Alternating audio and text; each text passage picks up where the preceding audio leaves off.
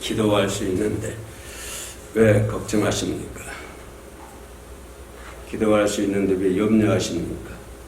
그죠? 성도의 최고의 무기는 기도가 아닙니까? 복음이죠. 최고의 무기.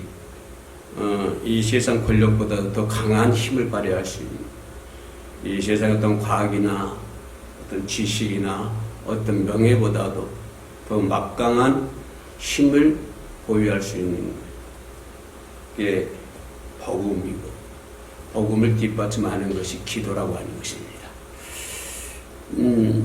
기도라고 하는 것은 우리 인간들에게만 주시는 특권이죠. 짐승들이 두 손 모으고 기도하는 것 봤습니까? 날아가는 날새들이 가다가 멈추고 두 손 모아서 기도하는 것 봤습니까? 그래서 가장 아름다운 것이냐면 기도하는 손이 가장 아름다운 것 같아요. 아름다운 손, 기도하는 손. 주님께서도 말씀하시기를 기도에 대해 중요성을 말씀해 주셨습니다. 기도 외에는 아무것도 이룰 수가 없다. 아무 능력도 행사할 수가 없다고 하는 것입니다. 아무리 막강한 힘이 있다고 할지라도 그 힘을 발휘할 수 있는 것이 바로 기도라고 하는 것입니다. 기도할 수 있는데 왜 염려하십니까? 기도할 수 있는데 왜 걱정하십니까? 기도하면 됩니다. 기도하면 돼요. 기도 안 하니까 안 되는 거예요. 믿고 기도하면 됩니다.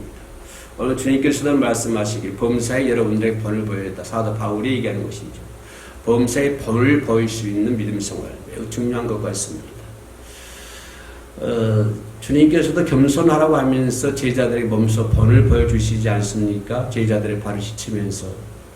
그래서 예수님의 가르침은 몸소 본을 보여주시면서 또 하셨고, 그리고 사도 바울도 비록 처음에는 막강한 권세를 자랑할 수 있는 유대인으로서 막강한 권세를 자랑할 수 있는 위치에 있는 사람이었지만, 요즘 시대로 말하면 엘리트 정도, 그죠? 그러나 주님을 발견하신 이후로는 그런 모든 것을 다 버려버리고 오직 자기 머리에 씌워질 면류관, 자기에게 주어질 상만 바라보고 앞으로 전진하는 그런 바울이 걸어갔던 모습들, 우리가 또 그 길을 걸어가야 되는 것이고, 그러면서 바울은 많은 사람들에게 본을 보여줄 수 있는, 그렇죠? 쉽게 말하면 나를 따르라고 할 수 있는 그런 하나님 믿는 자로서 자신 있게 그렇게 말할 수 있다고 하는 그런 실천의 생활들이 참 너무 값진 것이고 아름다운 것이고, 또 바울은 그런 삶을 살았기에 성경을 서신서를 자그마치 13권을 기록한 아주 훌륭한 하나님의 사람인 것을 볼 수가 있습니다. 예수님의 제자들 중에서 그만큼 성경을 많이 쓴 사람이 어디 있습니까? 그래서 사도 바울이 모범을 보여준 바와 같이, 너희들도 수고해서 약한 사람들을 도와주어라 하는 것입니다. 내가 많은 사람들을 그와 같이 본을 보여주는 것처럼 너희들도 수고를 해서, 여기서 중요한 것은 수고하여 라고 하는 말에 나는 좀 밑줄을 긋고 싶어요. 수고하여 약한 사람들을 도와주어라. 그런 심사하실 말씀이, 그것이 왜 그렇게 해야 되냐면, 왜 그렇게 살아야 되냐면, 왜 그렇게 사랑을 실천하며 살아야 되는가 하면, 거기에까지 답을 말씀하는 걸 볼 수 있어요. 본문 끝부분에서 뭐라고 하냐면은 예수께서 친히 말씀하셨다. 우리가 왜 그렇게 수고하며 인내하며 약한 사람들을 도와주어야 하는가에 대해서 예수님께서 친히 말씀하셨는데, 이게 뭐냐면은 주는 것이 받는 것보다 복이 있다. 그래서 제목이 주는 것이 받는 것보다 복이 있다라고 하는 것입니다. 받는 자가 복이 있습니까? 주는 자가 복이 있습니까? 그죠? 주는 자가 더 복이 있다. 이것은 예수님께서 친히 말씀하셨다고 사도 바울 선생은 말씀해 주고 있습니다. 바울로서는 자기 자신이 해야 할 의무이겠지요. 하나님의 종으로서, 하나님의 사도로서 내가 해야 할 의무입니다. 그래서 하나님의 사람들은 자신들이 해야 할 의무가 있는 것입니다. 이것은 해도 되고 안 해도 되고 그런 차원이 아니라고 하는 것입니다. 하나님의 사람들은 자기가 해야 할 의무가 있다고 하는 거예요. 우리가 반드시 명심하고 살아가야 됩니다. 내가 해야 할 일이 있다. 내가 해야 할 일은 이건 해도 되고 안 해도 되고 내 환경에 따라서 해도 되고 안 해도 되고 내 성격에 따라서 해도 되고 안 해도 되고 그런 차원이 아니라 반드시 해야 되는 의무가 있다. 그래서 의무를 초월한 사람들이 내가 받는 것보다 의무를 초월해서 봉사를 하고 의무를 초월해서 희생을 하고 의무를 초월해서 수고하고 헌신하고 봉사하는 것. 이런 것이 너무 아름다운 것 같아요. 저는 주식이 주자 잘 모르는 사람인데요. 주가로 인해서 돈을 그냥 삽시간에 몇십억씩 벌기도 하고 몇백억씩 벌기도 하고 그런 것 같은데 그런 모습이 수십억 벌고 몇백억을 벌었다고 해서 그 모습이 아름답습니까? 그죠? 또 막강한 권력을 가졌다고 해서 그 모습이 아름답습니까? 또 아주 막강한 자력을 가지고 있는 회사를 운영한다고 해서 그 모습이 아름답습니까? 그러나 물론 어떻게 보면 회사를 잘 하나님 뜻 안에서 훌륭하게 회사를 운영하는 사람도 있습니다만 그 외의 사람들 얘기하는 것입니다. 그런데 그런 것보다도 자기 의무를 초월하는 어떤 사랑과 봉사, 희생, 수고, 헌신, 그죠? 이런 것들은 정말 아름다운 열매다라고 하는 것입니다. 아름다운 열매라고 생각해 볼 수가 있는 것입니다. 가장 아름다운 열매. 자기 의무를 초월한 또 봉사를 하고 사랑을 하고 수고를 하는 그런 삶. 이건 정말 아름다운 열매의 축복이다. 열매의 복이다라고 말씀드렸습니다. 이런 열매 맺는 사람 반드시 하나님의 복이 임한다고 하는 것입니다. 반드시. 하나님의 축복으로 그런 것이 나타나는 것을 볼 수가 있습니다. 그러면 사도 바울 선생이 여기서 나를 따르라 할 정도로 내가 너희들에게 모본을 배웠다고 하는 그 모본이라고 하는 글 속에서 자신만이 가지고 있는 자신의 의무를 초월하는 그러한 사랑과 헌신과 봉사와 수고 이런 것들이 있었는데 이건 때에 따라서는 자신이 걸어가는 것이 피로 범벅이 될 수도 있고 때에 따라서는 매도 맞을 수가 있고 때에 따라서는 그런 어려운 터널을 지나가기도 합니다만 그러나 결과적으로 볼 때는 그러는 가정에서도 그 아름다운 열매를 맺어가는 사도 바울의 그런 신앙의 그 대장정의 끝은 뭐였냐면 결국은 하나님의 축복이었다고 하는 것입니다. 그런 것들이 반드시 하나님의 복으로 이어진다고 하는 것입니다. 그런 축복으로. 그래서 훌륭한 하나님의 사도로 남을 수가 있었고 성경을 많이 기록한 하나님의 유능한 정말 이방인의 전도자로서 선교자로서 정말 손색이 없는 그런 삶을 살아가고 간 바울의 모습을 볼 수가 있습니다. 이러한 모든 열매는 반드시 축복으로 이어진다고 하는 것을 제가 지금 말씀드리고 있는데 사도 바울뿐만이 아니라 지금 21세기를 살고 있는 지금도 그와 같은 자기 의무를 초월한 어떠한 봉사, 수고, 헌신, 희생 이런 것들은 반드시 하나님의 복으로 이어질 것이다. 하나님의 축복으로 이어질 것이다. 이렇게 말씀을 볼 수가 있습니다. 그런 것처럼 사도 바울이 그런 것처럼 이런 모든 열매들은 어떤 과정 속에서 있느냐면 모든 사람과 관계 속에서 다시 말하면 사회생활 속에서 그런 열매가 나타난다고 하는 것입니다. 나 혼자 산속에 들어가서 기도원 들어가서 거기서 혼자 기도하면서 그런 열매가 나타나는 것이 아니라 내 모든 이들과 관계 속에서, 그죠? 이렇게 사회생활을 하면서 이런 관계 속에서 모든 이들에게 어떤 나눔의 삶을 가져야 한다고 하는 것을 볼 수가 있는 것입니다. 사도 바울이 그랬던 것처럼 오늘 저와 여러분들도 어떤 나의 뭐를 이루기 위한 것이 아니라 나에게 주어져 있는 어떤 나눔, 또 어떤 사랑, 어떤 봉사, 이런 것들이 내 사회생활 관계 속에서 그런 사람들이 나눔의 삶으로 나타나야 한다고 하는 것을 바울 선생은 말씀하고 있는데, 그렇다고 우리가 여기서 한 가지 더 생각해 볼 수 있는 것은 무엇을 나누어 주느냐 이 말입니다.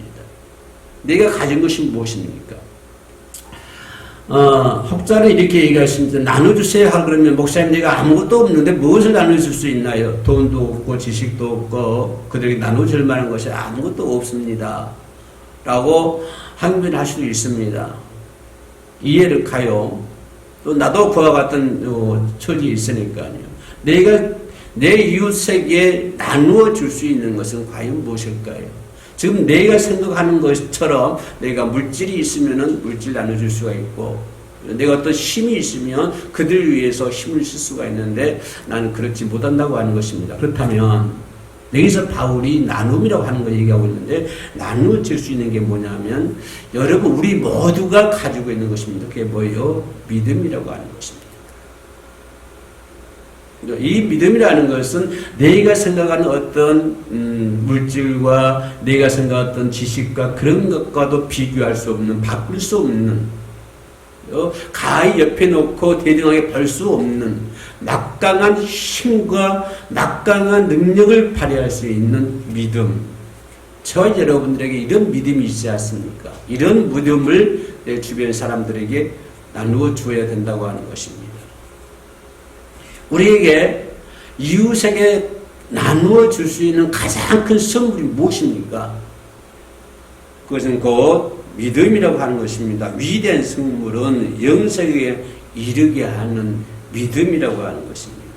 이 믿음은 모든 문제를 해결받을 수 있고, 이 믿음은 모든 능력을 발휘할 수 있고, 이 믿음은 모든 이들에게 소망의 꿈을 안겨줄 수 있는, 그래서 이 믿음은 무엇인지 할 수 있는, 능치 못함이 없는 그런 아주 위대한 최고의 선물이기 때문에 이 믿음을 우리가 나눠줘야 된다고 하는 것입니다. 그럴 때 그들이 그 믿음으로 모든 문제를 해결받을 수가 있습니다.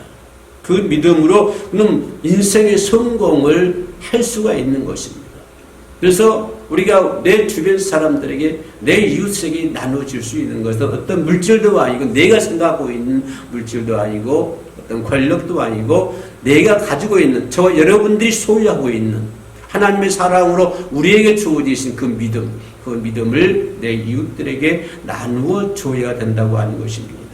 가장 중요한 것이고, 또 나아가서는 내가 그들에게 나누어 줄 수 있는 것은 소망을 주어야 된다고 하는 것입니다.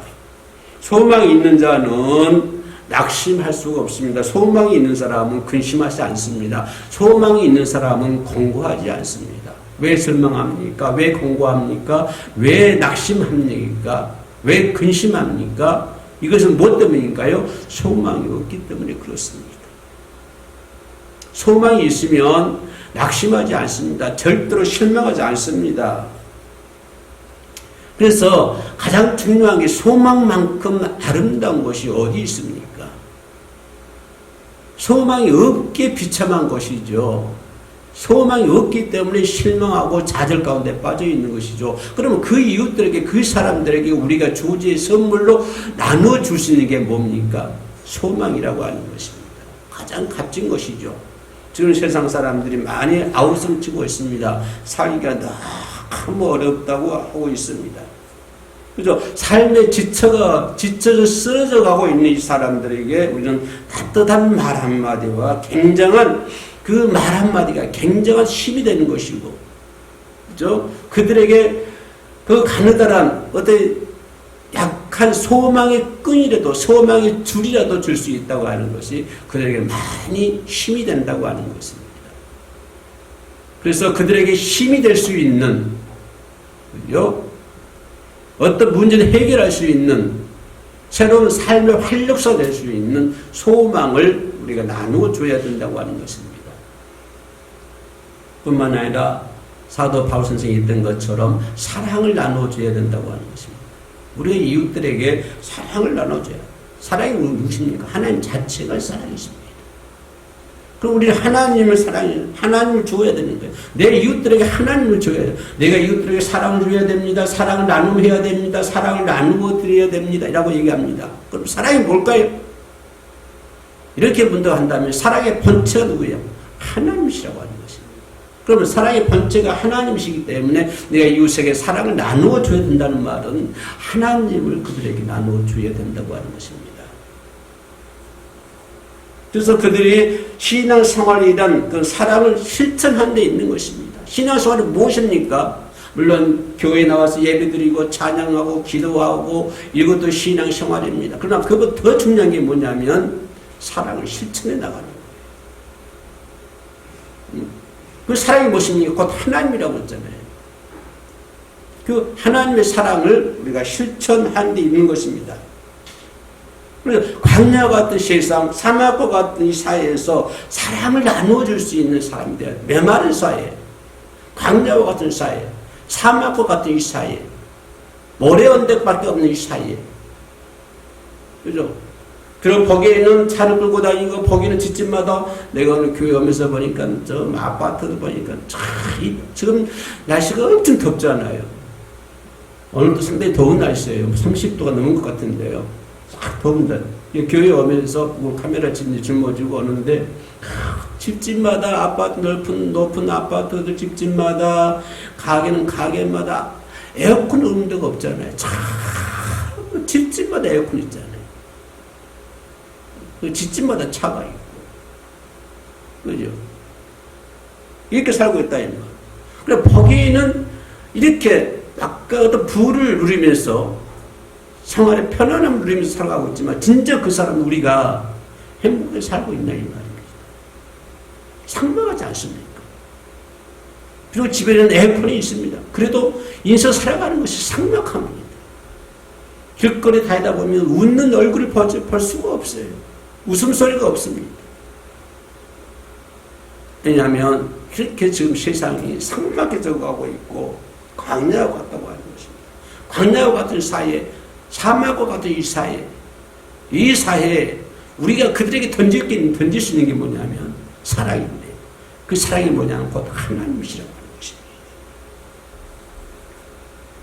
그래서 이 사랑을 나눠줄 수 있는, 하나님을 나눠줄 수 있는 그런 성도가 되어야 되는 것이고, 마지막으로 우리가 생각해 볼 수 있는 것은 뭐냐면 복음을 나눠줘야 된다고 하는 것입니다. 우리 다 가지고 있는 것 아닙니까? 우리는 믿음도 가지고 있고 그들의 소망도 줄 수 있고 그들에게 사랑 하나님도 전할 수 있고 그들에게 복음도 전할 수 있습니다. 지금 사도 바울이 얘기하는 게 이거예요. 물질을 얘기하는 것이 아니고 어떤 힘을 얘기하는 것이 아니고 내가 없는 것을 나눠주라고 하는 건 아니라고 하는 것입니다. 지금 바울이 본을 보였던 것 그런 것들을 나눠주라고. 바울이 본을 보였던 게 뭡니까? 복음이잖아요. 지금 내게 없는 것을 나눠주라고 하는 것이 아니라 내게 있는 것, 가장 소중한 것, 이것은 내가 가지고 있는 것은 이 세상 그 무엇과도 바꿀 수 없고 비교할 수 없고 견주할 수 없는 그 막강한 힘을 가지고 있는,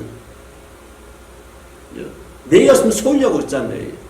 그것을 내 이웃에게 나누어 줘야 된다고 하는 것입니다. 복음을 나누어 줘야 돼요. 복음이 얼마나 소중합니까? 복음을 병거 속에 있던 사람들이 예수님의 복음을 듣고 고침을 받습니다. 병든 자가 복음을 듣고 고침을 받아요. 혈루증 여인이 복음을 듣고 고침을 받습니다.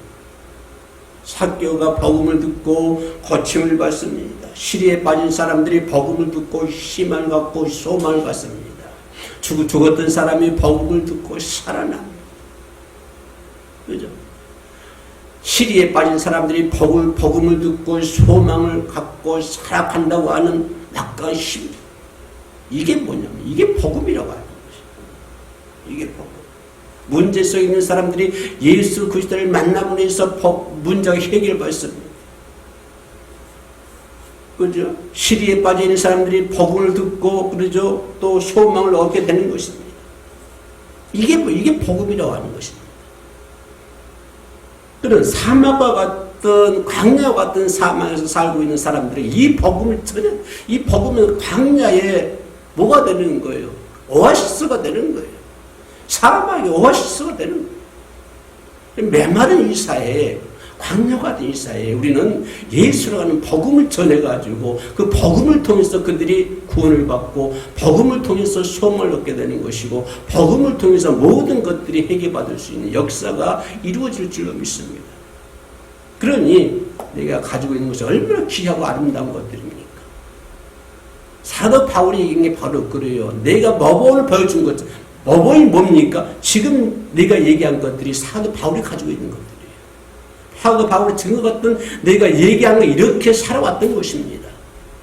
바울이 이렇게 살아왔으니까 너희들도 이렇게 살으라고 하는 거예요. 왜? 주님께서 말씀하신 것처럼 받는 것보다 주는 것이 복이 있기 때문에. 그래서 주는 것이 받는 것보다 복이 있다고 해서 내가 나눔하자 그러면 내가 아무것도 없는 나는 뭐 할 수 있어요? 라고 손발 뻗는 것이 아니라 그러면 정말 그 사람하고는 대화가 안 됩니다. 내가 가지고 있는 믿음, 사랑, 그죠? 복음 이런 것들을 나누어 줄 수 있는 저와 여러분 되시기를 주의 이름으로 축원합니다. 기도하시겠습니다. 걸어가시고 내려오신 아버지 하나님 감사합니다. 무더운 이 여름철에 정마철에 혀울음교회 금요 예배로 함께 영상으로도 예배를 드릴 수 있도록 은혜 내려주심을 진심으로 감사합니다. 사도 바울이 바라보았던 세계, 사도 바울이 걸어갔던 세계, 우리를 또 바라볼 수 있도록 도와주시고 우리 또 그 길을 걸어갈 수 있도록 아버지 하나님이여 도와주시옵소서. 아버지 하나님 내가 정말로 나눔의 삶을 살아갈 수 있도록 도와주시기를 원합니다. 주님만 의지하오며 나사렛 예수님의 이름으로 기도 올려옵나이다. 아멘.